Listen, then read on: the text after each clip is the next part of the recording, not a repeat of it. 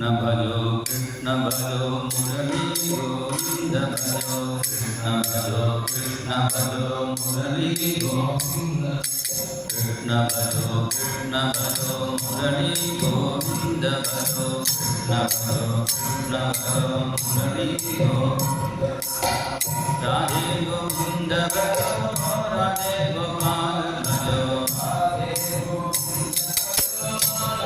ഗോപാല ഭജോ രാധേ ഗോവിന്ദ രാധേ ഗോപാല ഭജോ രാധേ ഗോവിന്ദ രാധേ ഗോപാല ഭജോ കൃഷ്ണ ഭജോ മുരളീ ഗോവിന്ദ ഭജോ കൃഷ്ണ ഭജോ മുരളീ ഗോവിന്ദ ശ്യാമ ഭജോ രാധേ ഗോവിന്ദ ഭജോ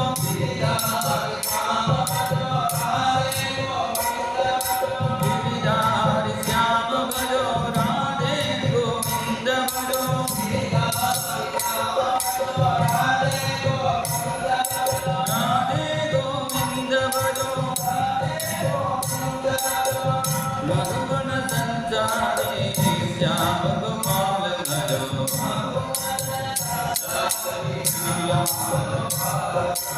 मधुबन संचारे श्याम गोपाल भजो श्याम गोपाल भजो कृष्ण भजो मुरली गोविंद भजो कृष्ण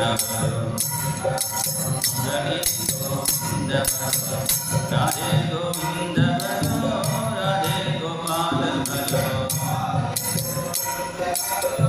राधे गोपाल भजो कृष्ण भजो मुरली गोविंद भजो कृष्ण भजो मुरली राधे गोविंद भजो राधे गोपाल भजो कृष्ण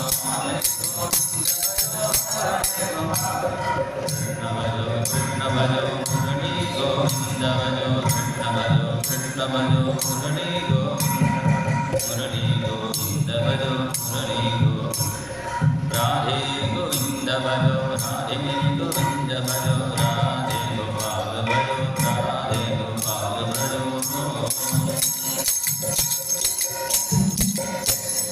सर्वत्र गोविंद नाम संकीर्तनं गोविंद गोविंद ഗൃഹസ്ഥാശ്രമം എന്ന് പറയും, അല്ലെങ്കിൽ സംസാരം എന്ന് പറയും. ഗൃഹസ്ഥാശ്രമം പറഞ്ഞാൽ സംസാരം പറഞ്ഞാൽ എന്താ കാരണം? സംസാര സാഗരേ മഗ്നം നമ്മൾ പറയാറുണ്ടല്ലോ. സംസാര സാഗരം പറഞ്ഞാൽ അർത്ഥം തിരമാല അടിക്കുന്നതാണ് സാഗരം. ഇടയ്ക്കിടയ്ക്ക് തിരമാല വരും, ചെറിയ തിരമാല വലിയ തിരമാല, വലിയ തിരമാല ഇടയ്ക്കിടയ്ക്ക് വന്നു പോകുന്നത് പോലുള്ള സുഖവും ദുഃഖവും അങ്ങനെ മാറി മാറി വരുന്നതാണ് ഗൃഹസ്ഥാശ്രമം. ആദ്യം കുറേ നാൾ കണ്ണടക്ക് പെണ്ണ് തന്നെ കിട്ടാൻ ബുദ്ധിമുട്ടായി. പെണ്ണ് കിട്ടില്ല പറഞ്ഞ പോലെ കൃഷ്ണൻ തന്നെ ഒരു പെൺകുട്ടിയെ കൊണ്ടുവന്നു, രുക്മിണിയെ. വിവാഹം കഴിച്ച് കുറേ കാലമായി. പിന്നെ നാട്ടുകാർ ചോദിച്ചു എന്തെങ്കിലും വിശേഷമുണ്ടോ? ചലോ.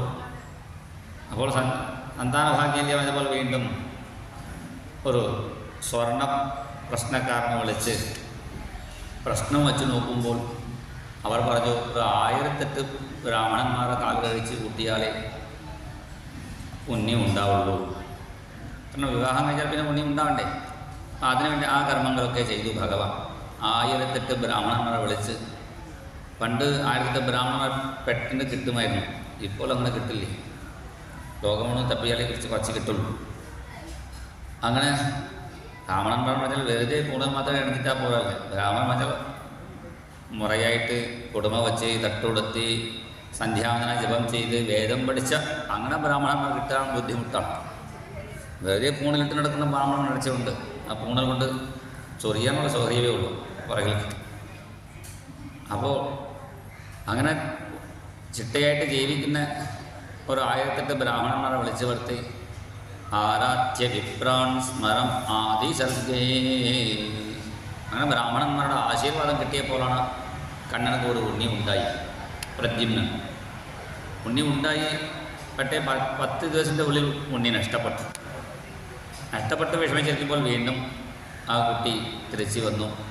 ഇങ്ങനെ നമ്മുടെ കുടുംബജീവിതത്തിൽ സുഖദുഃഖം മാറി മാറി ഉണ്ടാവും. എല്ലാം തലത്തിൽ ഇരുന്ന് നോക്കാൻ പഠിക്കണം. കൃഷ്ണനക്കറിയാം ഈ കുട്ടി എങ്ങോട്ട് പോയി. പക്ഷെ എന്നിട്ടും കൃഷ്ണൻ അതിനുവേണ്ടി പ്രയത്നിച്ചിട്ടില്ലേ. എന്തൊക്കെ നടക്കുന്നുവോ അത് സാക്ഷിയായി നോക്കാൻ പഠിക്കണം.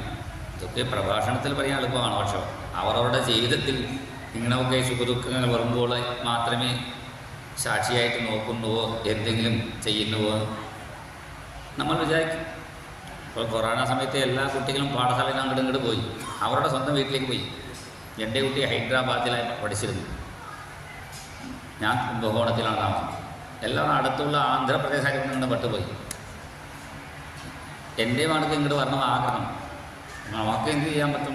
നമ്മൾ മഹാഗണപതിയെ പ്രാർത്ഥിച്ചേ പോയി. എന്താ അത്ഭുതം! ഒരാളങ്ങോട്ട് വണ്ടിയുമായി ഇവിടെ നിന്നും തിരുച്ചിയിൽ നിന്ന് അവിടെ ചെന്നു, വരുന്ന വഴിയിൽ കൊണ്ടുവന്നു. തിരുച്ചിറാപ്പള്ളി പോലെ ഒരേ കാറിൽ വന്നു. പിന്നെ അവിടെ നിന്ന് ഗുരുനാഥൻ അങ്ങോട്ട് കൊണ്ടു.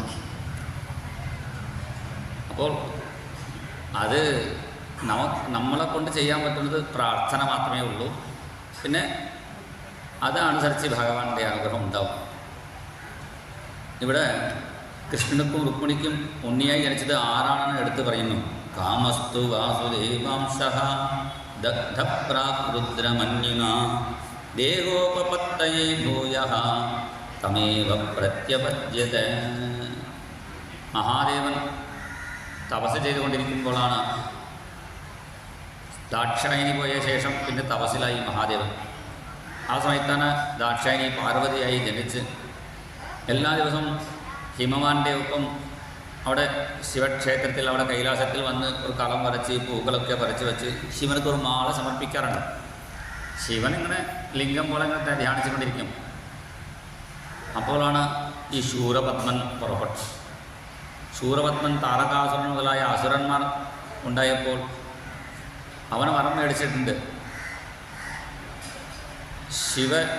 ശിവപാർവതി ശിവൻ്റെ ചൈതന്യത്തിൽ ഉണ്ടായ കുട്ടി മൂലം മാത്രമേ എനിക്ക് മരണം പാടുള്ളൂ. കാരണം വിനാ അർഭകേന ചെറിയ ഉണ്ണി മാത്രമേ എന്നെ വധിക്കാൻ പറ്റുള്ളൂ. ചെറിയ ഉണ്ണിക്ക് ഈ താരകാസുരൻ വലിയ അസുരനെ വധിക്കാനുള്ള കഴിവില്ലല്ലോ. ചെറിയ ഉണ്ണിയായാലും അത്രയും കഴിവുള്ള ഉണ്ണിയാണെങ്കിൽ മഹാദേവൻ്റെ ഉണ്ണിയാവും. പിന്നെ സ്ത്രീ സംസർഗം ഇല്ലാതെ ഉണ്ണിയായിരിക്കണം എന്നൊക്കെ ചില നിയമങ്ങളൊക്കെ വച്ചിട്ടുണ്ട്. അപ്പോൾ മഹാദേവനക്ക് ഒരു ഉണ്ണി ഉണ്ടായാലേ നമുക്ക് രക്ഷയുള്ളൂ വിചാരിച്ച് ദേവന്മാർ എന്ത് ചെയ്തു? മന്മഥനെ പറഞ്ഞു വിട്ടു കൈലാസത്തിലേക്ക്. പാർവതി മാല ഇടുന്ന സമയത്ത് കാമബാണം പ്രയോഗിക്കണം. മന്മഥൻ്റെ ബാണം എന്താണ്? 5 പൂക്കളാണ്. വില്ല് കറുമ്പ് വില്ലാണ്. അരവിന്ദമശോകഞ്ച ചൂതഞ്ച നവമല്ലിക നീലോത്പലാണി പഞ്ചൈതേ. അരവിന്ദം താമരപ്പൂ, അശോകപ്പൂ, മാമ്പൂ മാവിൻ്റെ പൂ, മല്ലിക, നീലോത്പലം നീല കളറിൽ താമര വളർക്കുന്ന ഒരു പൂ. ഇങ്ങനെ 5 പൂക്കളാണ് മന്മഥൻ്റെ ബാണങ്ങൾ. വില്ല് കറുമ്പ് വില്ലാണ്. വില്ല് നല്ല സ്വീറ്റായ വില്ലാണ്. ബാണങ്ങളൊക്കെ നല്ല സോഫ്റ്റായ ബാണങ്ങളാണ്. വില്ലും ബാണങ്ങളും സ്വീറ്റ് ആൻഡ് സോഫ്റ്റായിരുന്നു. പക്ഷേ മനസ്സ് അങ്ങനെ ആയിട്ടില്ല. മനസ്സാണ് വേണ്ടത് സ്വീറ്റ് ആൻഡ് സോഫ്റ്റായി മാറണം.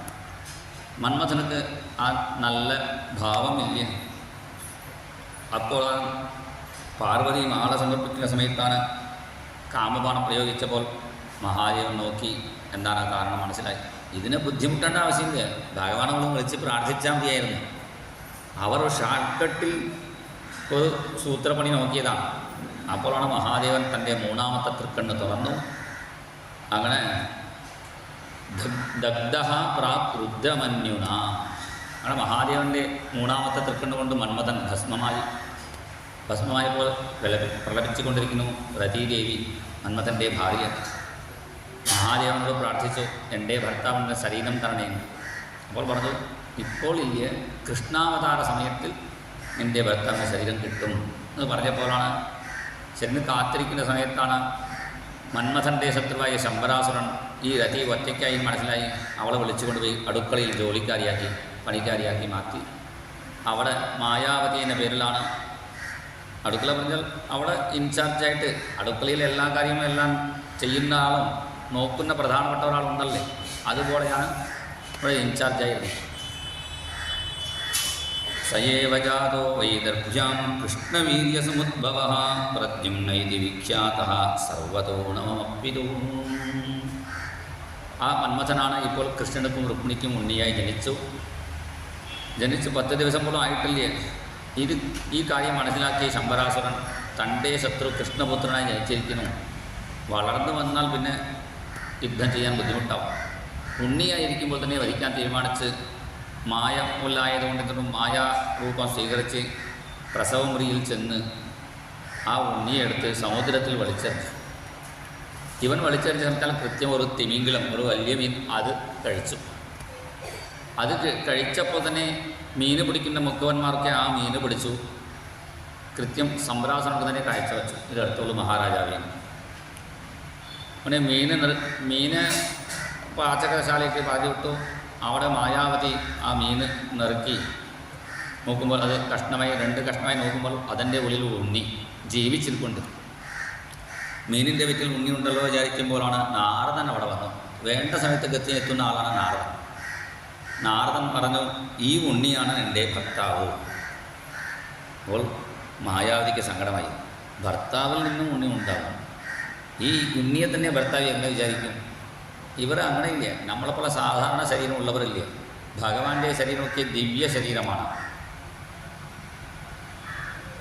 രാധാകല്യാണ വിഷയം ബ്രഹ്മവൈവർത്ത പുരാണത്തിൽ പറയുമ്പോൾ മേഘൈർമേതുരമംബരം വനഭുവഃ ശ്യാമാഃ തമാലദ്രുമൈഃ നക്തം ഭീരുരയം ത്വമേവ തദിമം രാധേ ഗൃഹം പ്രാപയ. ഇത്തം നന്ദനിദേശതശ്ചലിതയോ പ്രത്യധ്വകം ജദ്രുമം രാധാമാധവയോർജയന്തി യമുനാപൂലേരഹക്കേലയഃ. ആ ബ്രഹ്മവൈവർത്ത പുരാണ വിഷയം ഇവിടെ ശ്ലോകത്തിൽ എടുത്തു പറയുന്നു. ജയദേവൻ നന്ദഗോപൻ മാടമേക്കാൻ പുറപ്പെട്ടപ്പോഴാണ് ഉണ്ണിക്കണ്ണ വാശി പിടിച്ച് അച്ഛാ ഞാനും പറഞ്ഞു. കുട്ടികളൊക്കെ അങ്ങനെയാണ്, അച്ഛനെങ്ങൾ പുറത്ത് ആഫീസിൽ പോകുന്ന സമയത്ത് ഞാനും പറയും. ചില അച്ഛന്മാർ ചെയ്യും, കുറച്ച് നേരം വണ്ടിയിൽ നിന്ന് റൗണ്ട് അടിച്ച് ഇങ്ങനെ കൊണ്ടാക്കി. അതുപോലെ അടുത്തുള്ള സ്ഥലമെല്ലാം കൊണ്ടുപോകാൻ വിചാരിച്ച് ഉണ്ണിക്കണ്ണനെ വിളിച്ചു കൊണ്ടുപോയി നന്ദഗോപൻ. അപ്പോൾ എന്തായി? മേഘുരമംബരം, പെട്ടെന്ന് മഴ വരാൻ തുടങ്ങി, ഇടിവിട്ടുണ്ടായി. ഇടിവെട്ടിൻ്റെ ശബ്ദം ഇതൊക്കെ കേട്ടപ്പോൾ ഉണ്ണിക്കണ്ണൻ അറിയാൻ തുടങ്ങിയ അമ്മയുടെ അടുത്ത് പോകണം.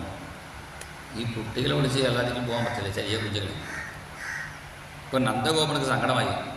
ഉണ്ണിയെ വീട്ടിലേക്ക് കൊണ്ടുപോകണോ, അല്ലെങ്കിൽ പശുക്കളെ തിരിച്ച് കൊണ്ടുവരണ്ടേ, അത് പിടിക്കണമെന്ന് ആലോചിച്ചിരിക്കുമ്പോഴാണ് രാധാദേവി, ഒരു 12 വയസ്സ് പ്രായമുള്ള രാധാദേവി ഒരു നീല പാവാടിയും ഒരു മഞ്ഞ കളർ ഷർട്ടും അണിഞ്ഞ് നല്ല പിന്നലൊക്കെ പിന്നി നല്ല ഭംഗിയായി ഡ്രസ്സ് അണിഞ്ഞു ഒരുങ്ങി ഒരു സുവർണ്ണക്കുടത്തിൽ വെള്ളം എടുക്കാൻ അവിടെ യമുനാ തീരത്തിലെത്തി കൃത്യ സമയത്ത്.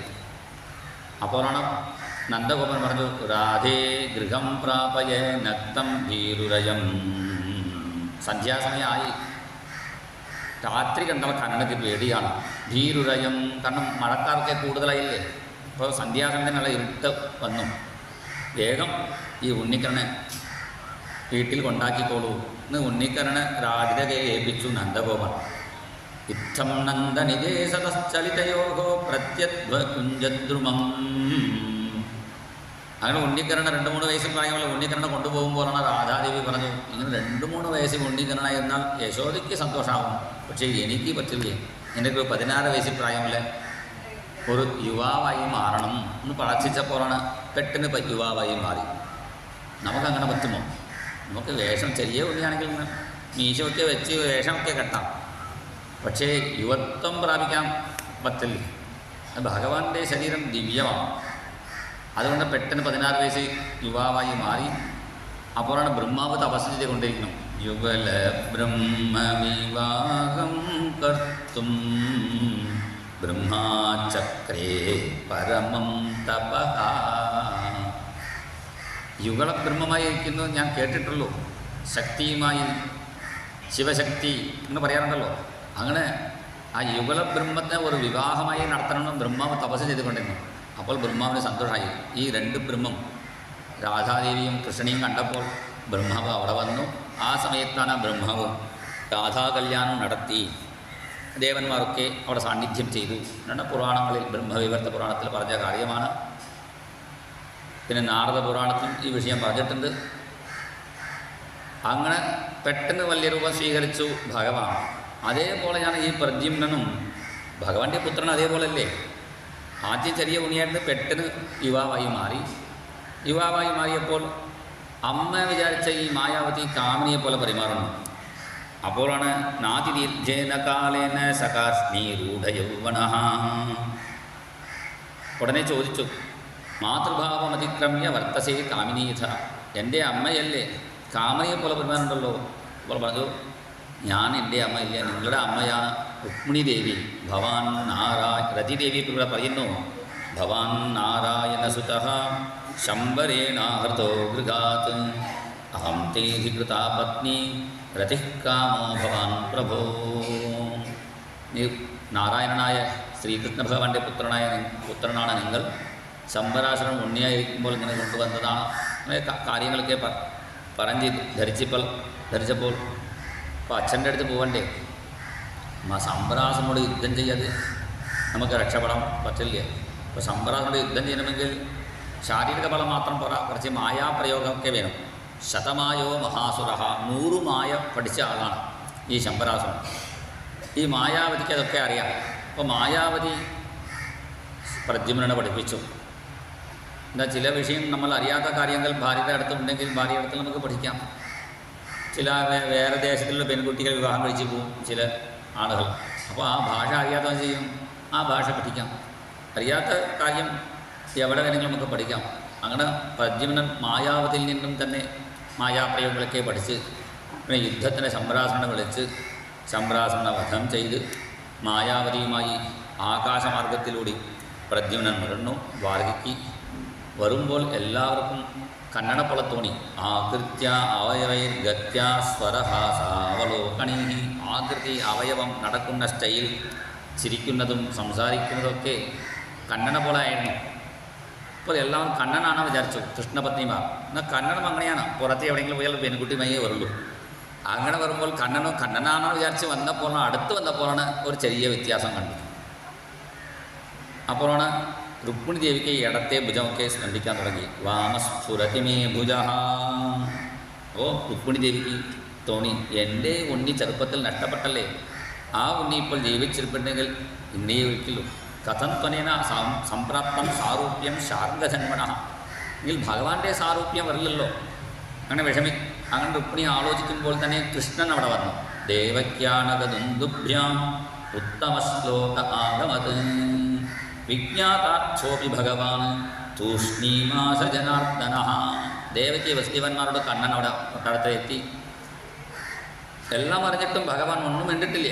അപ്പോൾ വേണ്ട സമയത്തിൽ പറയാനുള്ള ആളുണ്ട്. നാരദൻ കൃത്യം അവിടെ വന്നു. ശത്രുത്വ നാരദോ അകഥയത് സർവം ശംബരാഹരണാദികം. അപ്പോൾ നാരദൻ ഈ കഥ ഒക്കെ പറഞ്ഞു കേൾപ്പിച്ചു. അങ്ങനെ പ്രദ്യുമ്നൻ്റെ കഥ ഇവിടെ വർണ്ണിക്കുന്നു. പ്രദ്യുമ്നെ കണ്ട് കൃഷ്ണപത്നിമാർ പോലെ തന്നെ ചിലപ്പോൾ മോഹിച്ചു പോകും, അത്രയും സൗന്ദര്യം ഉണ്ടായിരുന്നു. എന്നൊക്കെ പ്രദ്യുമ്നൻ്റെ കഥ ഇവിടെ വർണ്ണിച്ചു. ഇത് കുറേ കാലം കഴിഞ്ഞിട്ട് നടന്ന കഥയാണ്. എന്നാലും കല്യാണം കഴിഞ്ഞ ഉടൻ തന്നെ വർണ്ണിക്കാൻ എന്താ കാരണം, കല്യാണത്തിൻ്റെ പ്രയോജനം ഓരോ കർമ്മത്തിൻ്റെ സങ്കല്പത്തിൽ ധർമ്മപ്രജാഭിവൃദ്ധ്യർത്ഥം, ധർമ്മപ്രജകൾ നമുക്ക് ഉണ്ടാവാം. അതാണ് കല്യാണത്തിൻ്റെ. വെറുതെ കാമഭോഗങ്ങൾക്ക് മാത്രമില്ലേ ധർമ്മപ്രജകൾ. അങ്ങനെ സത്സന്താനം ഉണ്ടാവാൻ വേണ്ടിയില്ലേ കല്യാണം. അപ്പോൾ കൃഷ്ണനക്ക് രുക്മിണിക്ക് സന്താനം ഉണ്ടായെന്ന് പറഞ്ഞിട്ട് പിന്നെ വേറെ കല്യാണം പറയാൻ വിചാരിച്ചിട്ടാണ് ഈ കഥ ഇവിടെ വർണ്ണിച്ചു. പിന്നെ അടുത്തുള്ള 2 അധ്യായങ്ങളിൽ സ്യമന്തക ഉപാഖ്യാനം എന്ന കഥയാണ് ഇവിടെ വർണ്ണിക്കുന്നു. സ്യമന്തകം എന്ന ഒരു മണിയെക്കുറിച്ചുള്ള കഥയാണ്. ഈ മണി കഥയിൽ ഭഗവാനക്ക് 2 കല്യാണം, അത് ഇവിടെ പ്രയോജനം നമുക്ക്. ആസീത് സത്രാജിത സൂര്യോ കൃഷ്ണസ്യ ഭക്തസ്യ പരമസഖാ പ്രീതസ്തസ്മൈ മണിം പ്രാദ സൂര്യസ്തുഷ്ടസ്യ മന്തകം. സത്രാജിത്ത് എന്ന പേരുള്ള യാദവൻ സൂര്യ ഉപാസന ചെയ്തിരുന്നു. അങ്ങനെ എല്ലാ ദിവസവും രാവിലെ സമുദ്രതീരത്തിൽ ദ്വാരകയ്ക്ക് സൂര്യനെക്കുറിച്ച് തപസ് ആദിത്യ ഹൃദയം ഇതൊക്കെ പറഞ്ഞ് ജപിക്കാമായിരുന്നു. സൂര്യ നമസ്കാരമൊക്കെ ചെയ്തുകൊണ്ടിരുന്നു. ഒരു ദിവസം സൂര്യൻ സന്തോഷത്തോടെ മുന്നിൽ വന്നു. എന്തുവെന്ന് ചോദിച്ചപ്പോൾ, എനിക്ക് എല്ലാ ദാരിദ്ര്യവും നീങ്ങി എല്ലാ ക്ഷേമങ്ങളും ഉണ്ടാവാൻ ഒരു അനുഗ്രഹം ചെയ്യണം. സൂര്യമാൻ തൻ്റെ കഴുത്തിലിരിക്കുന്ന ഒരു മണി, സ്യമന്തകമണി എന്നാണ് അതിൻ്റെ പേര്, അത് അഴിച്ചു കൊടുത്തു സത്രാജിത്തിൻ്റെ കയ്യിൽ. അതും കഴുത്തിൽ ധരിച്ച് സത്രാജിത്ത് വരുമ്പോൾ സൂര്യനെപ്പോലെ തിളങ്ങുന്ന ആ മണി കണ്ടപ്പോൾ എല്ലാവർക്കും എന്ത് തോന്നി? സൂര്യനാണ് വരുന്നു വിചാരിച്ച് എല്ലാവരും ശ്രീകൃഷ്ണ ഭഗവാനോട് പറഞ്ഞു, നാരായണ നമസ്തേസ്തു ശംഖചക്ര ഗദാധര, നാരായണ നാരായണ വിളിച്ചു. സാധാരണ ഈ ദ്വാരകാവാസികളൊക്കെ നാരായണ വിളിക്കാറില്ല, യാദവ യാദവാനെ വിളിക്കും. ഇവിടെ നാരായണ നാരായണാണ് വിളിച്ചപ്പോൾ എന്താ വിഷയം ചോദിച്ചു. നിങ്ങളെ കാണാൻ വേണ്ടി, നിങ്ങൾ നാരായണനല്ലേ, നിങ്ങളെ കാണാൻ സൂര്യനാരായണൻ ഇറങ്ങി വന്നിട്ടുണ്ട് ദ്വാരക റോട്ടിൽ. ഭഗവാൻ പറഞ്ഞു, സൂര്യൻ കുറച്ച് താഴെ ഇറങ്ങിയാൽ തന്നെ ചൂട് വയ്യ, റോട്ടിൽ ഇറങ്ങി വരണുണ്ടോ നോക്കട്ടെ എന്ന് നോക്കുമ്പോഴാണ് ഭഗവാൻ പറഞ്ഞു, സത്രാജിത്തല്ലേ വരുന്നത്. അപ്പോൾ അവർ ശ്രദ്ധിച്ച് നോക്കുമ്പോൾ സത്രാജിത്താണ് മനസ്സിലായി. സത്രാജിത്തിന് ആസനം തന്നപ്പോൾ അവർ ആസനത്തിലിരുന്ന് ആ മണിയുടെ മഹാത്മ്യമൊക്കെ പറഞ്ഞു. എൻ്റെ കയ്യിൽ മണി, ഈ മണി ഉണ്ടെങ്കിൽ മതി, ദുർഭിക്ഷം ഉണ്ടാവില്ല, മാറി അരിഷ്ടം, ഈ കൊറോണ അങ്ങനെയൊക്കെ വ്യാധി ഉണ്ടല്ലോ, കാളറ ബ്ലാക്ക് എന്ന വ്യാധികൾ ഉണ്ടാവില്ലേ, പിന്നെ പാമ്പ് കടിച്ച് മരിക്കില്ലേ, മനസ്സിൻ്റെ കഷ്ടം ഉണ്ടാവില്ലേ, ശരീരത്തിൽ വ്യാധി ഉണ്ടാവില്ലേ. സാധാരണ മണിയുള്ള സ്ഥലത്ത് കള്ളന്മാർ കയറി വരും, ഈ മണിയുള്ള സ്ഥലത്ത് കള്ളന്മാർ കയറില്ലേ. മണിയുടെ മഹാത്മ്യമൊക്കെ എടുത്ത് പറയുന്നു. എല്ലാവരും പുരാണ ശ്രവണം, നമ്മൾ ഭാഗവത കഥ കേട്ടിരുന്നപ്പോൾ ഇങ്ങനെ വേദന കേട്ടിരുന്നു. ഇങ്ങനെ പറഞ്ഞു വരുമ്പോൾ പെട്ടെന്ന് ഒരു വാക്കുകൂടി പറഞ്ഞു, ദിനേ ദിനേ സ്വർണ്ണഭാര നഷ്ടൗസ സജതി പ്രഭോ. ഓരോ ദിവസവും ഈ മണി 8 കിലോ സ്വർണം തരും. 8 കിലോ പറഞ്ഞപ്പോൾ അത്ര അവിടെ സഭയിൽ നിന്ന് എല്ലാവരും വായ പൊളിച്ചു. വായ പൊളിച്ചു പിന്നെ വായ അടയ്ക്കാൻ പറഞ്ഞു. 8 കിലോ ആണ്. അന്ന് എല്ലാം വായ പൊളിച്ചിരുന്നു.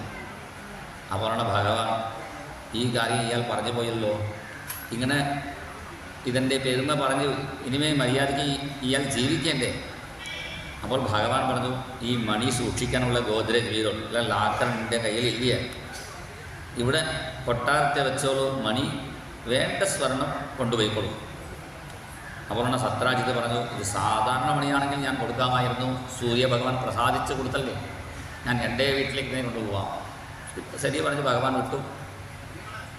ഇങ്ങനെ സത്രാജിത്ത് ഇപ്പോൾ നിറച്ച് സുവർണം കിട്ടിയപ്പോൾ ചെയ്തു, തൻ്റെ വീട് മുഴുവൻ സുവർണമാക്കി.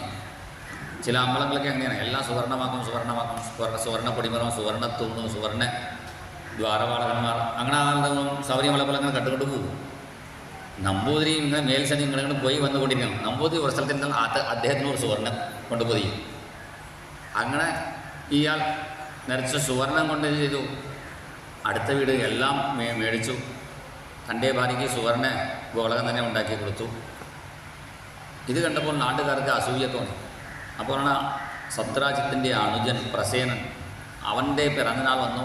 അവൻ പറഞ്ഞു, ഏട്ടാ എൻ്റെ പിറന്നാൾക്ക് ഒരു ദിവസം എനിക്ക് മണി തരുമോ? ശരി പറഞ്ഞ് ആ സെവന്തകമണി അനുജൻ്റെ കഴുത്തിൽ അണിയിച്ചു. കഴുത്തിൽ മാലയിട്ട് ഇയാളെ ചെയ്തു നായാട്ടത്തിന് പുറപ്പെട്ടു. അപ്പോൾ ദ്വാരകയിലിരിക്കുന്ന എല്ലാവരും നോക്കി, ഏട്ടനൊക്കെ ഒരു മണിയുണ്ട്, അനുജനക്ക് ഒരു മണിയുണ്ടല്ലോ, 2 പേരും മണി വെച്ചിട്ടുണ്ട്. എല്ലാവരും നോക്കുന്നു. അങ്ങനെ നായാട്ടത്തിന് പോയ ഈ അനുജൻ വന്നിട്ടേ ഇല്ലേ.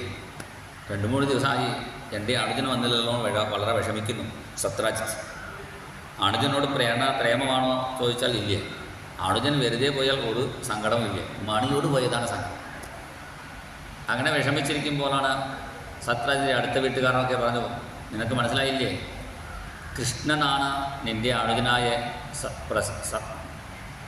പ്രസേനനെ കൊന്ന് ആ മണിയെ കൊണ്ടുപോയിട്ടുണ്ട്. ഞാൻ അന്ന് കണ്ടതാണ്. ഈ പ്രസേനൻ കാട്ടിൽ കുതിരയിൽ ചെല്ലുമ്പോൾ പുറകിൽ വേറൊരു കുതിരയിൽ കൃഷ്ണൻ പോയത് ഞാൻ കണ്ടതാണ്. ഇങ്ങനെ ഓരോരോ ആൾക്കാരും കൃഷ്ണനെ കുറിച്ച് ചില അപവാദങ്ങൾ പറയാൻ തുടങ്ങി. ഇതിങ്ങനെ നാട്ടുകാരെല്ലാവരും പറയുന്നത് കേട്ടപ്പോൾ ഭഗവാന്റെ അടുത്തിരിക്കുന്ന സുഹൃത്തുക്കളായ സാത്വികി, ഉദ്ധവൻ അവരൊക്കെ ഭഗവാനോട് പറഞ്ഞു, ഈ മണി എന്താണെന്ന് തെളിവ് ഉണ്ടാക്കണം, എവിടെ പോയി എന്ന് പറയണ്ടേ. പറഞ്ഞേ ഭഗവാൻ, ശരി നമുക്ക് അന്വേഷിക്കാൻ പറഞ്ഞ് യാദവ സൈന്യവുമായി പുറപ്പെട്ട് ചെന്നു. കാട്ടിൽ ചെന്നപ്പോഴാണ് ഒരു സ്ഥലത്തിൽ പ്രസേനനും ചെത്ത് കിടക്കുന്നു, കുതിരയും. പ്രസേനൻ അടിച്ചു കൊണ്ടത് ഒരു സിംഹമാണെന്ന് മനസ്സിലായി. മാംസം ഭ്രമവശാത്ത്, ചെവന്ത മണിയാണ്, അത് മാംസം വിചാരിച്ച് സിംഹം പ്രസേനനെയും കുതിരയും അടിച്ചു കൊണ്ടുപോയി. പ്രസേനം സഹയം ഹത്വാ മണിമാച്ഛിദ്യ കേസരി. ഉടനെ ആ സിംഹത്തിൻ്റെ കാൽപ്പാട് പിടിച്ചുകൊണ്ട് ചെല്ലുമ്പോഴാണ് ഒരു സ്ഥലത്ത് സിംഹവും സെത്ത് കിടക്കണം. സിംഹത്തിനടിച്ചിട്ട് ഒരു കരടിയാണെന്ന് മനസ്സിലാക്കി. സാധാരണ കരടിയില്ലേ, സാധാരണ കരടിക്ക് സിംഹത്തിനടിക്കാനുള്ള കഴിവില്ലേ, ജാമ്പവാനാണ്. ഗിരിം വിശൻ ജാമ്പവത നിരതോ മണിമിച്ഛത. ജാമ്പവാൻ്റെ ഗുഹ വരെ ചെന്നപ്പോൾ ബാക്കി എല്ലാവരെയും പുറത്ത് നിർത്തിയിട്ട് കണ്ണൻ മാത്രം ഉള്ളിൽ ചെന്നു. ഭഗവാൻ മാത്രം ഉള്ളിൽ ചെന്നപ്പോഴാണ് അവിടെ ഒരു ചെറിയ ഉണ്ണിക്ക് കളിപ്പാട്ടമായി മണി കൊടുത്തിരിക്കുന്നു. സിംഹപ്രസേനമവതി സിംഹോ ജാമ്പവതാഹത സുകുമാരതമാരോദീമന്തകമണിസ്തവ. ഇങ്ങനെ ഒരു പാട്ടും പാടി ആ മണിയുടെ കഥയും ഒരു പാട്ടായി പാടി ഒരു പെൺകുട്ടി അവിടെ കളിപ്പിച്ചു കൊണ്ടിരിക്കുന്നു. ഈ ശമന്തകമണി എത്ര ഉപാസന ചെയ്ത് മേടിച്ചതാണ്, അവസാനം ഒരു കളിപ്പാട്ടം പോലായി. എന്താ കാരണം, ജാമ്പവാനെ പോലെ നല്ല ഭക്തന്മാർക്ക് ഈ വലിയ മണിയൊക്കെ ഒരു കാര്യമില്ലേ, അവർക്കൊക്കെ ഇത് ഒരു കളിപ്പാട്ടം പോലെയാണ്. ഇത് പറയുമ്പോൾ ഒരു കഥ കൂടി ഓർമ്മ പറഞ്ഞു, അതുകൂടി പറയാം. മഹാരാഷ്ട്രത്തിൽ നാമദേവൻ പേരുള്ളൊരു ഭക്തനുണ്ടായിരുന്നു. നാമദേവൻ എന്ന് പറഞ്ഞാൽ നാമം തന്നെ ഭഗവാന്റെ സ്വരൂപം. നാമത്തിൻ്റെ സ്വരൂപമായി എപ്പോഴും നാമം ജപിച്ചിരിക്കുന്ന മഹാത്മാവാണ്. വിഠ്ഠല വിഠ്ഠല വിഠ്ഠല വിഠ്ഠല പാണ്ഡുരംഗ പാണ്ഡുരംഗ. അവിടുത്തെ കൃഷ്ണൻ്റെ പേരാണ് വിഠ്ഠല കൃഷ്ണൻ പാണ്ഡുരംഗൻ എന്നാണ് പേര്. അങ്ങനെ എപ്പോഴും അദ്ദേഹത്തിന് നാമം ജപിച്ചിരിക്കും. ജയ് ജയ് വിഠ്ഠല ഹരി ജയ് ജയ് വിഠ്ഠല ഹരി ജയ് ജയ് വിഠ്ഠല ഹരി പാണ്ഡുരംഗ. ജയ് ജയ് വിഠ്ഠല ഹരി ജയ് ജയ് വിഠ്ഠല ഹരി ജയ് ജയ് വിഠ്ഠല ഹരി പാണ്ഡുരംഗ. ജയ് ജയ് വിഠ്ഠല ഹരി ജയ് ജയ് വിഠ്ഠല ഹരി ജയ് ജയ് വിഠ്ഠല ഹരി പാണ്ഡുരംഗ. ജയ് ജയ് വിഠ്ഠല ഹരി ജയ ജയ വിഠ്ഠല ഹരി ജയ ജയ വിഠ്ഠല ഹരി പാണ്ഡുരംഗ. ജയ ജയ വിഠ്ഠല ഹരി ജയ ജയ വിഠ്ഠല ഹരി ജയ ജയ വിഠ്ഠല ഹരി പാണ്ഡുരംഗ. ജയ ജയ വിഠ്ഠല ഹരി ജയ ജയ വിഠ്ഠല ഹരി ജയ ജയ വിഠ്ഠല ഹരി പാണ്ഡുരംഗ. ജയ ജയ വിഠ്ഠല ഹരി ജയ ജയ വിഠ്ഠല ഹരി ജയ ജയ വിഠ്ഠല ഹരി പാണ്ഡുരംഗ. ജയ ജയ വിഠ്ഠല ഹരി ജയ ജയ വിഠ്ഠല ഹരി ജയ ജയ വിഠ്ഠല ഹരി പാണ്ഡുരംഗ.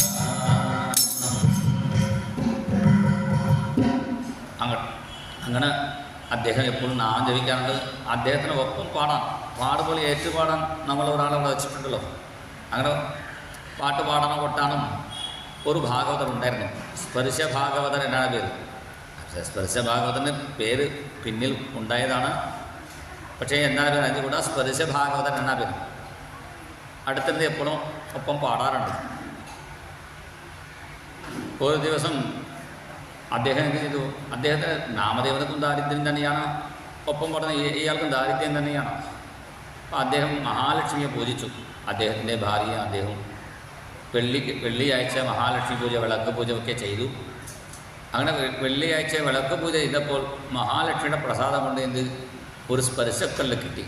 സ്പർശക്കല്ല് പറഞ്ഞാൽ എന്താ അറിയാമോ, അത് പ്രത്യേക കല്ലാണ്. ആ കല്ല് കൊണ്ട് ഇരുമ്പിന് കൊണ്ട് തേച്ച് വരച്ചാൽ മതി, ആ ഇരുമ്പ് സുവർണമായി മാറും. ഇരുമ്പ് കഷ്ണം സുവർണമായി മാറും. തത്കാലം ഇവിടെ ഇല്ലേ, കിട്ടിയാൽ നമ്മൾ പിന്നെ എല്ലാം സുവർണമാക്കും. ആ സ്പർശക്കല്ല് എന്നുള്ളത്, ആ സ്പർശക്കല്ല് കിട്ടിയ ശേഷം ഈ ഭാഗവതർ പിന്നെ ഭജനയ്ക്ക് പോകാറില്ല. നാമജപത്തിന് പോവാതെ പാണ്ഡുരംഗ പൂജ ഒക്കെ ഭഗവാന്റെ വിഗ്രഹമൊക്കെ മാറ്റി വെച്ച് പിന്നെ സ്പർശക്കല്ലിക്ക് ദിവസേന പൂജ അഷ്ടോത്തരമൊക്കെ ചൊല്ലി പൂജിച്ചുകൊണ്ടിരിക്കുന്നു. ഈ നാമദേവൻ്റെ ഭാര്യയും ഈ സ്പർശ ഭാഗവതരുടെ ഭാര്യയും ഫ്രണ്ടാണ്. രണ്ടുപേരും ഒരുമിച്ച് കുളിക്കാൻ പോകുള്ളൂ. പുഴയിൽ കുളിച്ച് തോച്ച് വരുള്ളൂ.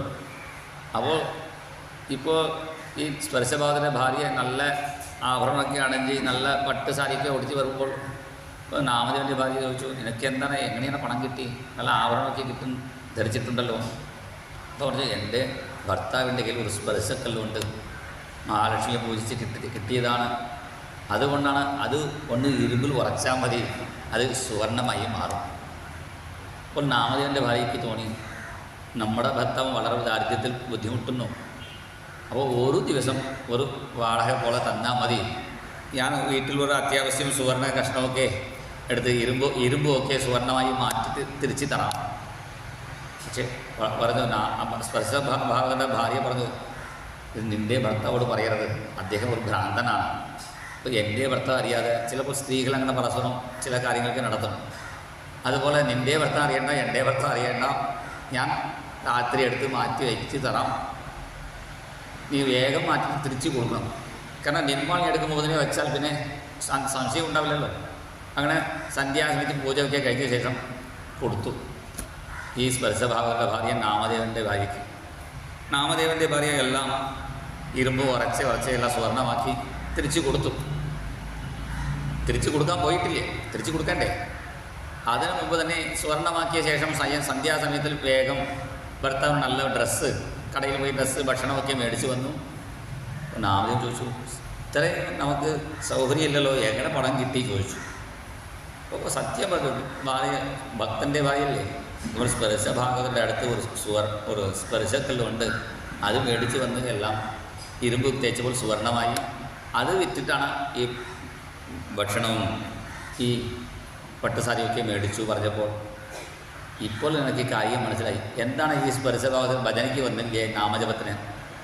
ഈ സ്പർശക്കല്ല് കിട്ടിയതോടുകൂടി അയാൾ നാമജപം നിർത്തിയല്ലേ, ഇനി സ്പർശക്കല്ല് വേണ്ട. എവിടെയാണ് ചോദിച്ചു, പൂജാമുറിയിലാണ്. പെട്ടെന്ന് സ്പർശക്കല്ല് എടുത്തു, വേഗം ചന്ദ്രഭാഗ പുഴയിൽ നദിയിൽ വലിച്ചെറിഞ്ഞു. അടുത്ത ദിവസം രാവിലെ രണ്ടുപേരും ഒരുമിച്ചേ പോകുള്ളൂ, പോയിട്ടേ ഇല്ലേ. ഒരു ദിവസം രണ്ട് ദിവസം കഴിഞ്ഞപ്പോൾ ചോദിച്ചു, എന്താ വന്നില്ലേ, സ്പർശക്കല്ല് എവിടെയാണ്? ഈ അടുത്ത ദിവസം പൂജിക്കാൻ പോയപ്പോഴാണ് സ്പർശക്കല്ല് കാണാതെപ്പോൾ എവിടെയാണ് ചോദിച്ചു. സ്പർശഭാഗവർ തൻ്റെ ഭാര്യയോട് ഇങ്ങനെ നാമദേവൻ്റെ ഭാര്യയ്ക്ക് കൊടുത്തിട്ടുണ്ട്, പോയി. അയാൾ ഒരു ഭ്രാന്തനാണ്, എന്തായോ ഒന്ന് വേഗം നാമദേവൻ്റെ അടുത്ത് സ്പർശക്കല്ല് എവിടെയാണ് ചോദിച്ചു. ഞാൻ നദിയിൽ പുഴയിൽ വലിച്ചെറിഞ്ഞു. അത് ഉള്ളത് കൊണ്ടല്ലേ നീ ഇവിടെ ഭജനയ്ക്ക് നാമജപത്തിന് വന്നിട്ടില്ലേ, ഇനി സുഖമായിട്ട് നമുക്ക് നാമം ജപിക്കാം. വെറുതെ നാമം ജപിച്ചാൽ എന്താ, നമുക്ക് നല്ല സുഖ സൗകര്യം, കാറ് ബംഗ്ലാവൊക്കെ വേണ്ടേ?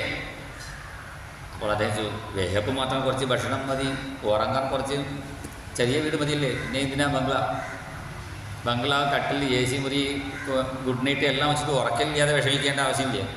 സാധാരണ തറയിൽ പെട്ടെന്ന് സുഖമായിട്ട് ഉറങ്ങിയാൽ മതിയില്ലേ. പറഞ്ഞാൽ ഇയാൾക്ക് മനസ്സിലാവില്ലേ സ്പർശഭാഗവർക്ക്, എനിക്ക് എൻ്റെ സ്പർശകൾ തന്നെ വേണം. ഇങ്ങനെ വാശി പിടിച്ചപ്പോൾ നാമദേവൻ സിദ്ധനായ ഭക്തനാണ്. അദ്ദേഹം ചന്ദ്രഭാഗ നദിയിൽ ഇങ്ങനെ മുങ്ങി ഒരു പിടി എടുത്തിങ്ങനെ പുറത്ത് വെച്ചപ്പോൾ എല്ലാം സ്പർശക്കല്ലായിരുന്നു. ഇതിൽ നിൻ്റെ സ്പർശകൾ ഏതാണോ എടുത്തോളൂ. അപ്പോഴാണ് അദ്ദേഹത്തിന് മനസ്സിലായി, ഈ നാമദേവൻ സ്പർശിക്കുന്ന കല്ലുപോലും സ്പർശക്കല്ലായി മാറുന്നു പറഞ്ഞാൽ സാധാരണ കല്ല് തന്നെ എടുത്തു, ഇദ്ദേഹത്തിൻ്റെ കയ്യിൽ പെട്ടപ്പോൾ സ്പർശക്കല്ലായി മാറി. അപ്പോൾ നമസ്കരിച്ചു, എനിക്കിതൊക്കെ വേണ്ട, ഈ കല്ലൊക്കെ നിങ്ങൾ തൊടുന്ന കല്ല് പോലും സ്പർശക്കല്ലായി മാറണമെങ്കിൽ നിങ്ങളുടെ കയ്യിൽ സ്പർശക്കല്ലകൾ ഒരു സ്പെഷ്യൽ കല്ല് വെച്ചിട്ടുണ്ടാകും. ആ കല്ല് എന്താണ്? ഞാനൊരു കല്ല് വെച്ചിട്ടുണ്ട്. കല്ലുവേനോ നീല നീരം പോലും നല്ല കല്ലുവേനോ മല്ലവൈരിപ്പേറുന്ന കല്ലുവേനമോ ഇന്ദ്രനീല മാണിവർണ്ണം പൂണ്ടോ ലക്ഷ്മി വട്ടശീലായി. ഞാൻ വച്ചിരിക്കുന്നത് നീലക്കല്ലാണ്, ഗോപാലരത്നം ഭുവനീകരത്നം. ഞാൻ എൻ്റെ കയ്യിൽ ഒരു ഗോപാലരത്നം ഗുരുവായൂരപ്പൻ പേരുള്ള ഒരു നീലക്കല്ല് വച്ചിട്ടുണ്ട്. ഈ കല്ല് കയ്യിലുണ്ടെങ്കിൽ പിന്നെ നമ്മൾ തൊടുന്നതെല്ലാം സ്പർശക്കല്ലായി തീരും. അപ്പോൾ ആ സ്പർശഭാഗവർക്ക് മനസ്സിലായി ഇതൊന്നും ആവശ്യമില്ലെന്ന് ഭജനയ്ക്ക് വന്നു. അങ്ങനെ നാമദേവനെ പോലല്ലേ ജാമ്പവാനും ഇദ്ദേഹം കൃഷ്ണഭക്തൻ, അദ്ദേഹം രാമഭക്തൻ, അത്രയേ ഉള്ളൂ. അതുകൊണ്ട് അദ്ദേഹത്തിന് സ്പർശക്കൽ കൊണ്ട് വലിയ ഒരു കാര്യമൊന്നുമില്ല, നമ്മൾ കുട്ടിക്ക് കളിപ്പാട്ടമായി വെച്ചു, അത്രയേ ഉള്ളൂ. ഭക്തന്മാർക്ക് അത് അത്രയേ ഉള്ളൂ. അപ്പോഴാണ് കൃഷ്ണൻ അവിടെ വന്നു. അവിടെ കഥവൻ്റെ പുറകിൽ ഒളിച്ചിരുന്നു. ഈ പെൺകുട്ടി പോയ ശേഷം സ്പർശകൾ വന്നു. ഈ സ്യമന്തമണി കൊണ്ടുപോകാം വിചാരിച്ചിരിക്കും കാത്തിരിക്കുമ്പോഴാണ് ആ പെൺകുട്ടി പെട്ടെന്ന് കണ്ണനെ കണ്ടപ്പോൾ വിളിച്ചു, അച്ഛാ വിളിച്ചപ്പോൾ അവിടെ ജാമ്പവാൻ പുറപ്പെട്ട് വന്നു. ആരാണ് നീ? ഭഗവാൻ പറഞ്ഞു, ഞങ്ങളുടെ നാട്ടിൽ സത്യരാജിൻ്റെ പേരുള്ള ആളുടെ മണിയാണ് ഈ സ്യമന്തകമണി. അത് സിംഹം അനുജൻ കൊണ്ടുപോയി, സിംഹം കൊണ്ടുപോയി, ഇപ്പോൾ ഇവിടെ കണ്ടു. എനിക്ക് ചീത്ത പേരാണ്, അത് മാറ്റാൻ വേണ്ടി കൊണ്ടുപോകാൻ വന്നതാണ്. അപ്പോൾ ജാമ്പവാൻ പറഞ്ഞു, ഞാൻ എൻ്റെ ശരീര സൗഷ്ഠവം, എൻ്റെ ശാരീരിക ബലം കൊണ്ട് സിംഹത്തിനോട് യുദ്ധം ചെയ്തിട്ടാണ് ഇത് കൊണ്ടുവന്നത്. നിനക്ക് പറ്റുമെങ്കിൽ എന്നോട് യുദ്ധം ചെയ്തിട്ട് കൊണ്ടുപോവാം. ആദ്യം വേണ്ട വിചാരിച്ചു. പിന്നെ ജാമ്പവാൻ വാശി പിടിച്ചപ്പോൾ ശരി ആയിക്കോട്ടെ പറഞ്ഞ് ഭഗവാൻ യുദ്ധം ചെയ്തു. 28 ദിവസം യുദ്ധം. ആസീത്തദഷ്ടാവിംശാഹം ഇതരേതരമുഷ്ടിഭിः വജ്രനിഷ്പേഷപരുഷൈരവിശ്രമമഹർനിശം കൃഷ്ണമുഷ്ടിവിനിഷ്പാത നിഷ്പിഷ്ടാംഗോരുബന്ധനഃ ക്ഷീണസത്വസ്വിന്നഗാത്രസ്തമാഹ അതീവ വിസ്മിതഃ. 28 ദിവസം ഭക്ഷണമില്ല, ചായയില്ല, നോൺ സ്റ്റോപ്പ് അഹോരാത്ര യുദ്ധം. ആദ്യം മലകളൊക്കെ പരസ്പരം പിടുങ്ങി എറിഞ്ഞുകൊണ്ടാണ് യുദ്ധം. പിന്നെ മലയില്ലാതായപ്പോൾ മരങ്ങളെ കൊണ്ട് യുദ്ധം, അതും ഇല്ലാതായപ്പോൾ പിന്നെ കൈകൊണ്ട് യുദ്ധം. ഇടിപുഷ്പാഞ്ജലി നടത്തിയെന്ന് പറയും. നമ്മളൊക്കെ നാമജപിച്ച് പുഷ്പമിടുന്നത് പോലെ അദ്ദേഹം ശ്രീരാം ജയരാം ജയ ജയ രാം, ശ്രീരാം ജയരാം ജയ ജയ രാം നാമജപിച്ച് ശ്രീരാം ജയരാം ജയ ജയ രാം ഇങ്ങനെ ഇടി. ഏത് പുഷ്പാഞ്ജലി നടത്തിയാലും പ്രസാദം കൊടുക്കണ്ടേ? പാനകം ചീട്ടാക്കിയവർക്ക് പാനകപ്രസാദം, പറ ചീട്ടാക്കിയവർക്ക് പറയുടെ നെല്ല് പ്രസാദം, പുഷ്പാഞ്ജലി നടത്തിയവർക്ക് പുഷ്പപ്രസാദം. ഇടി പുഷ്പാഞ്ജലി നടത്തിയപ്പോൾ പ്രസാദം കൊടുക്കണ്ടേ? തിരിച്ച് അങ്ങോട്ട് കൊണ്ട് ഭഗവാൻ കൊടുത്തു. ഒരു ഇടി കിട്ടിയപ്പോൾ ജാമ്പവാൻ വീണും ബോധം കെട്ട് വീണു. അപ്പോഴാണ് ജാമ്പവാനൊക്കെ മനസ്സിലായി, എന്നെ അടിക്കാൻ പാകത്തിൽ ലോകത്തിൽ ഓരോ ആളില്ലേ. എൻ്റെ പ്രഭു ശ്രീരാമചന്ദ്രൻ പ്രഭുവിനെ പറ്റുള്ളൂ. യസ്യേഷ ദുഃഖടിത രോഷകടാക്ഷമോക്ഷൈകി വർത്മാതിചക്ഷുവിതനക്രതിമിംഗിലോബ്ധിഃ സേതുകൃതസ്വയസ ഉജ്ജ്വലിതാചലങ്ക രക്ഷശിരാംസി ഭൂപേതുരിഷുക്ഷതാനി. ജാമ്പവാനക്ക് യുദ്ധം ചെയ്യാനുള്ള ഒരു സാഹചര്യമില്ല രാമായണത്തിൽ. എന്താ കാരണം? ഹനുമാൻ, അങ്കദൻ അവരൊക്കെ നിങ്ങൾക്ക് പ്രായമായി ഇവിടെ എന്താ മതി, ഞങ്ങൾ നോക്കിക്കൊള്ളാൻ പറഞ്ഞത്. എല്ലാ യുദ്ധവും അങ്കദനും ഹനുമാൻ അങ്ങനെ പ്രധാനപ്പെട്ട വാനർ ചെയ്തു. ജാമ്പവാനക്ക് ഒരു ചാൻസ് ഇല്ല. അദ്ദേഹം നല്ല ശാരീരിക ബലമുള്ള ആളാണ്. അപ്പോൾ അദ്ദേഹം വിചാരിച്ച് എൻ്റെ ബലത്തിന് യുദ്ധം ചെയ്യാൻ ഒറ്റ ആളേ ഉള്ളൂ, അത് രാമചന്ദ്ര മഹാപ്രഭു മാത്രമേ ഉള്ളൂ. പക്ഷേ അദ്ദേഹത്തോട് ഇങ്ങനെ യുദ്ധം ചെയ്യും, അങ്ങനെ ഒരു വിഷമം ഉണ്ടായിരുന്നു. പിന്നെ ഒരു ദിവസം മാത്രം അദ്ദേഹം യുദ്ധം ചെയ്തു. രാത്രി യുദ്ധം നടന്നു. രാമായണത്തിൽ രാത്രി യുദ്ധം നടന്നല്ലേ. അങ്ങനെ രാത്രി യുദ്ധം നടന്നപ്പോഴാണ് ജാമ്പവാൻ യുദ്ധം ചെയ്തത്. അപ്പോൾ എല്ലാവർക്കും അത്ഭുതം. ജാമ്പവാനോട് ചോദിച്ചു, പ്രായമായ നിങ്ങൾ രാത്രിയിൽ എങ്ങനെ കണ്ടുപിടിച്ചു? വാനരന്മാർ രാക്ഷസന്മാരെ കണ്ടുപിടിച്ച് അടിക്കേണ്ടേ? അപ്പോൾ അദ്ദേഹം ഞാൻ ഒരു സൂത്രപ്പണി ചെയ്തു. ഒരു പാറയുടെ മുകളിൽ കയറി ഇരിക്കും, വരുന്ന ഓരോരാൾ കൈ പിടിച്ച് പുറകിൽ തലോടി നോക്കും. വാളുണ്ടെങ്കിൽ വിടും, വാളില്ലെങ്കിൽ അടിക്കും. അങ്ങനെ വാളുള്ളവർ വാനർ, വാളില്ലാത്തവർ രാക്ഷസന്മാർ ഒരു സൂത്രപ്പണിയിൽ രാത്രി യുദ്ധം നടത്തിയതാണ്. പിന്നെ അദ്ദേഹത്തിന് യുദ്ധത്തിൻ്റെ ചാൻസ് കിട്ടിയിട്ടില്ല. അപ്പോൾ നിങ്ങൾക്കൊരു ആഗ്രഹം ഉണ്ടായിരുന്നില്ലേ, അതിനു വേണ്ടിയാണ് ഞാൻ ഇപ്പോൾ ഇവിടെ വന്നു പറഞ്ഞത്. ശ്രീകൃഷ്ണ ഭഗവാൻ തന്നെ അടുത്ത ക്ഷണം കോദണ്ഡവും ബാണവും ധരിച്ച് രാമനായി ദർശനം കൊടുത്തു. അദ്ദേഹം നമസ്കരിച്ചു. ഇതരസിക്ഷുരണേ ഗോപാലകൃഷ്ണ ദിക്പതി കമനീയം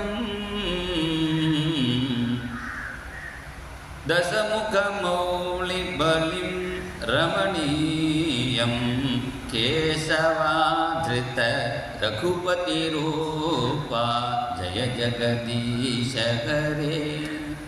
ജയദേവൻ അഷ്ടപതിയിൽ പാടുന്നു, കൃഷ്ണനാണ് രാമനായി അവതാരം ചെയ്തു. അതിൻ്റെ തെളിവാണ് ഈ കഥ. ഇവിടെ കൃഷ്ണൻ രാമനായി ദർശനം കൊടുക്കുന്നു. വിതരസി ദിക്ഷുരണി, രാമചന്ദ്ര മഹാപ്രഭു പട്ടാഭിഷേകം നടത്തും മുമ്പ് ഏത് വലിയ കാര്യം നടക്കുമ്പോൾ ദിക്പാലകന്മാർക്ക് ബലി കൊടുക്കണം. ശ്രീബലിക്ക് നടത്താറുണ്ടല്ലോ വലിയ ഉത്സവം പോലെ. സ്ത്രീബലിന് എല്ലാ ദിക്പാലകന്മാർക്കും ബലി കൊടുക്കാറുണ്ട്. നമ്മൾക്ക് ചോറ് ബലിയേ കൊടുക്കുള്ളൂ. അവർക്ക് ഇഷ്ടമായ ബലി എന്താണ്? ദശമുഖ മൗളിബലിം രമണീയം. രാവണൻ്റെ പട്ടുതല കണ്ടപ്പോൾ രാമചന്ദ്ര മഹാപ്രഭു വിചാരിച്ചു, എന്തായാലും പട്ടാഭിഷേകത്തിന് മുമ്പ് ബലി കൊടുക്കേണ്ടേ ദിക്പാലകന്മാർക്ക്, ഈ തല തന്നെ കൊടുക്കാൻ വിചാരിച്ച് ഓരോ തലയും ഇന്ദ്രായൻ മഹാ, അഗ്നേയൻ മഹാ, അങ്ങനെ ഓരോ തലയും കൊയ്തെടുത്ത് 10 ദിക്പാലകന്മാർക്കും ബലിയായി സമർപ്പിച്ചു. ദശമുഖ മൗളിബലിം രമണീയം കേശവാധൃത രഘുപതിരൂപ. അങ്ങനെ രാഘവനായി വന്ന ഭഗവാനെ നമസ്കരിച്ചു. പിന്നെ പ്രാർത്ഥിച്ചു, എൻ്റെ പെൺകുട്ടിയും ഈ സ്യമന്തകമണിയും ഒന്നിച്ച് കൊണ്ടുപോയിക്കോളൂ പറഞ്ഞപ്പോൾ ആ ജാമ്പവാൻ്റെ പെൺകുട്ടിയെയും ആ സ്യമന്തകമണിയും സ്വീകരിച്ച് ഭഗവാൻ പുറത്തു വന്നു. പുറത്ത് വരുമ്പോൾ തന്നെ കുറേ കാലമായി. 28 ദിവസം യുദ്ധം നടന്നില്ലേ. ഈ ദ്വാരകാജനങ്ങൾക്ക് 12 ദിവസം കാത്തിരുന്നു. പ്രതീക്ഷ്യ ദ്വാദശാഹാനി ദുഃഖിതാഹ. വളരെ സങ്കടപ്പെട്ട് ഈ ജാമ്പവാൻ താമസിച്ച സ്ഥലം ജമ്മു കാശ്മീർ, അതാണ് ജാമ്പവാൻ്റെ ഗുഹ. അവർ എന്ത് ചെയ്തു? വീണ്ടും കൃഷ്ണനെ തിരിച്ചു കിട്ടാൻ വേണ്ടി അവിടെ ജമ്മു കാശ്മീരിൽ വൈഷ്ണവി ദേവി എന്നൊരു അമ്മ ഉണ്ട്. ആ വൈഷ്ണവി ദേവിയോട് പ്രാർത്ഥിച്ചു. ഒരു നവാഹം ദേവീഭാഗ നവാഹമൊക്കെ നടത്തി. അങ്ങ് അമ്മയാ പ്രാർത്ഥിച്ചു. അമ്മേ നാരായണ, ദേവി നാരായണ, ലക്ഷ്മി നാരായണ, ഭദ്രേ നാരായണ. അമ്മേ നാരായണ, ദേവി നാരായണ, ലക്ഷ്മി നാരായണ, ഭദ്രേ നാരായണ. അമ്മേ നാരായണ, ദേവി നാരായണ, ലക്ഷ്മി നാരായണ, ഭദ്രേ നാരായണ. അമ്മേ നാരായണ, ദേവി നാരായണ, ലക്ഷ്മി നാരായണ, ഭദ്രേ നാരായണ, ശ്രീഭദ്രേ നാരായണ. ആണ് അമ്മയെ പ്രാർത്ഥിച്ച് ദീപാരാധന ചെയ്യുന്ന സമയത്താണ് കൃഷ്ണൻ സദാരോ ഹർഷയൻ ഹരിഹി. ഭാര്യയോട് വന്നപ്പോൾ എല്ലാവർക്കും സന്തോഷമായി. ഇന്ന് ദേവകിയോട് പറഞ്ഞു, അമ്മേ വേഗം ഒരു ആരത്തി എടുക്കണം, കാരണം എന്നൊക്കെ വേറൊരു മരുമകളൊക്കെ കൊണ്ടുവന്നിട്ടുണ്ട്, എന്നാൽ ഒറ്റയ്ക്ക് ബുദ്ധിമുട്ടാണ് വിചാരിച്ച് സഹായത്തിന് വേറൊരാൾ കൂടി വന്നിട്ടുണ്ട് എന്ന് പറഞ്ഞു. ഇങ്ങനെ ജാമ്പവതിയായി. പിന്നെ മണി സത്രാജിത്തിൻ്റെ കയ്യിൽ ഏൽപ്പിച്ചപ്പോഴാണ് നാട്ടുകാർക്ക് ആരെങ്കിലും കുറ്റം പറഞ്ഞ് നടക്കുന്നു. ഇപ്പോൾ ഭഗവാൻ നല്ല ആൾ തെളിവ് കിട്ടിയപ്പോൾ പിന്നെ സത്രാജിത്തിനെ കുറ്റം പറയാൻ തുടങ്ങി. ഇങ്ങനെ ഭഗവാനെ ചീത്ത വിളിച്ചല്ലേ. സത്രാജിത്തിന് സങ്കടമായി. എന്ത് ചെയ്യണം ആലോചിക്കുമ്പോഴാണ് സത്രാജിൻ്റെ പെൺകുട്ടിയായ സത്യഭാമ പറഞ്ഞു, ജാമ്പവാൻ കണ്ണനോട് യുദ്ധം ചെയ്ത് അപരാധം ചെയ്തു, അതിനത് പരിഹാരം ചെയ്തു, തൻ്റെ പെൺകുട്ടിയെ കൊടുത്തല്ലേ, അതുപോലെ ചെയ്തുകൂടെ.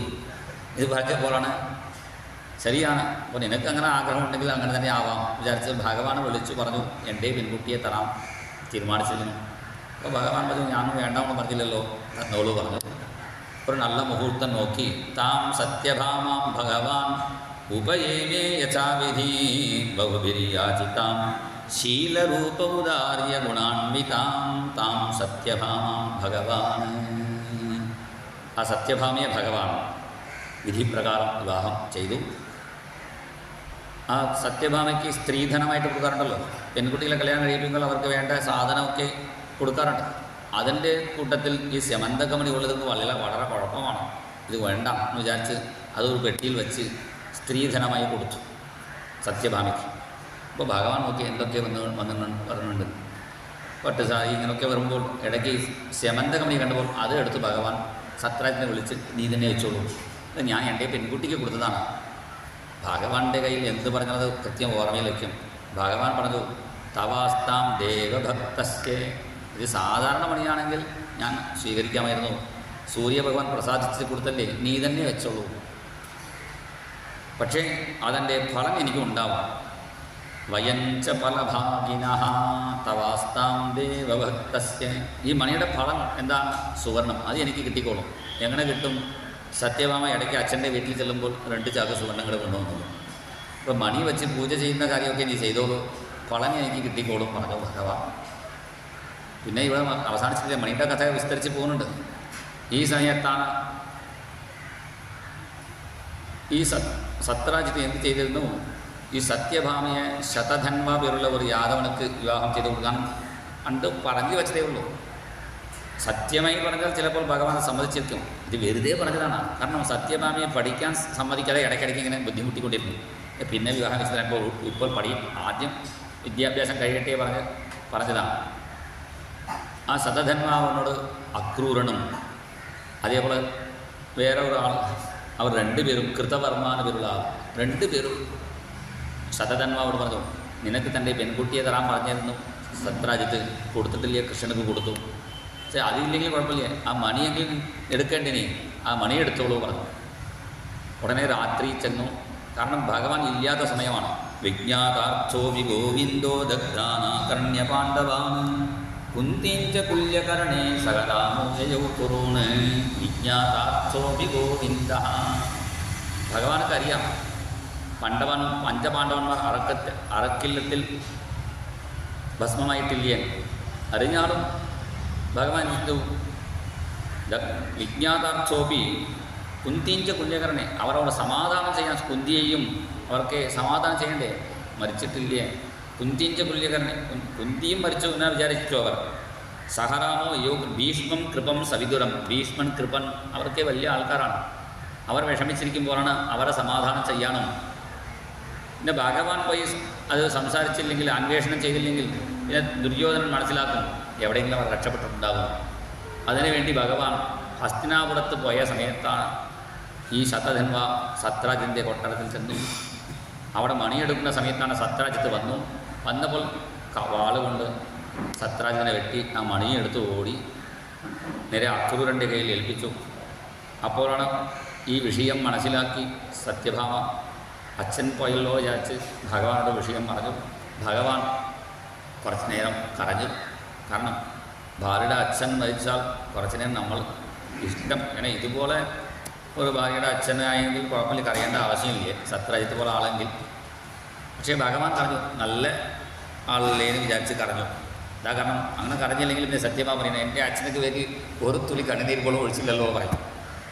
അപ്പോൾ അങ്ങനെ ഭഗവാൻ കുറച്ച് നേരം കണ്ണു തിരുമ്പി കരഞ്ഞു. പിന്നെ ബലറാമോട് ചോദിച്ചു നല്ല കരഞ്ഞിട്ട് കരഞ്ഞില്ലേ ചോദിച്ചു. അണുസുത്യൻ്റെ ലോകത, ഇതൊക്കെ ശുഖാചാര്യൻ രസമായി വന്നിരിക്കുന്നു. അണുസുത്യൻ്റെ ലോകത ഇതൊക്കെ വേണം കുടുംബജീവിതമാണെങ്കിൽ. കുറച്ച് നേരം കരഞ്ഞു. പിന്നെ സത്യഭാമ പറഞ്ഞു വേഗം ഈ ശമന്തകമണി എവിടെയാണ് അന്വേഷിക്കണം.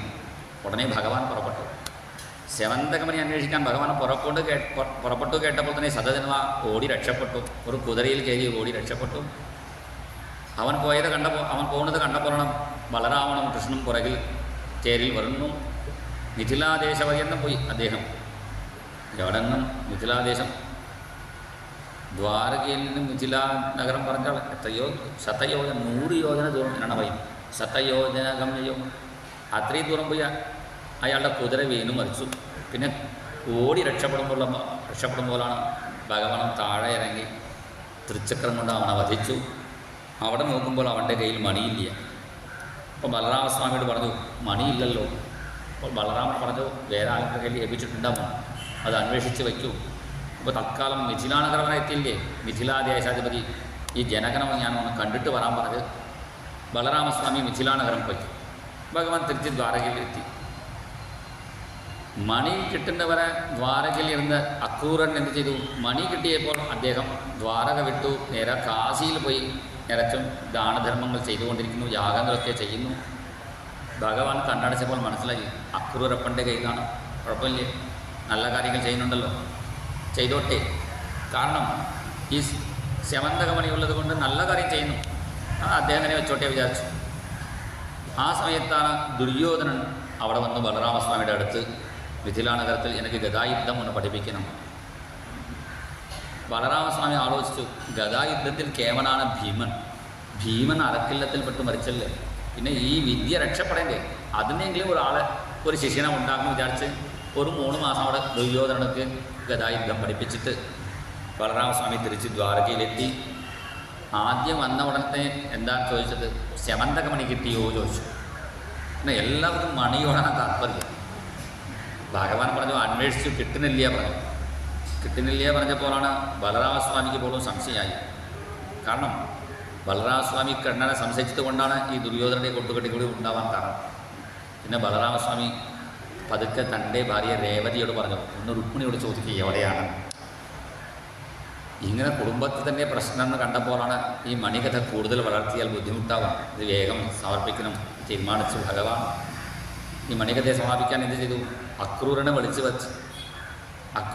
വരുത്തി പറഞ്ഞു മണി നിങ്ങളുടെ കൈയാണ് എനിക്കറിയാം, പക്ഷെ നിങ്ങൾ തന്നെ വെച്ചോളൂ, നാളെ സഭയിൽ കാണിച്ചാൽ മതി, എൻ്റെ കയ്യിലാണ് മണി. അടുത്ത ദിവസം അക്രൂരൻ വരുമ്പോൾ എല്ലാവരും നോക്കിയിരിക്കുമ്പോഴാണ് അക്രൂരൻ തൻ്റെ മുണ്ടിൽ നിന്നും അഴിച്ച് കാണിച്ചു ഈ ശമന്തകമണി ശതധന്വ എൻ്റെ കയ്യിൽ ഏൽപ്പിച്ചതാണ്. അപ്പോഴാണ് ഇവിടെ ഒരു കാര്യം ഭഗവാൻ പറയുന്നു, ഈ മണി ഉള്ളവർക്ക് ഒരു ദുഃഖം വരില്ലേ, സങ്കടം വരില്ല പറഞ്ഞത് മണിയുടെ മഹാത്മ്യം പറയുമ്പോൾ. പക്ഷേ മണി എടുത്തവർ ഒരാൾ പോലും മര്യാദയ്ക്ക് ജീവിച്ചിട്ടില്ല, എല്ലാവരും മരിച്ചു. സത്രാജിത്തെ എടുത്തു അവൻ മരിച്ചു, അവൻ്റെ അനുജൻ പ്രശനൻ എടുത്തു അവൻ മരിച്ചു, സിംഹം എടുത്തു സിംഹം മരിച്ചു, ജാമ്പവാൻ എടുത്തു ഭക്തനായതുകൊണ്ട് മരിച്ചിട്ട് ഇടികിട്ടി നന്നായിട്ട്. പിന്നെ ശതധന്വ എടുത്തു ശതധന്വ മരിച്ചു.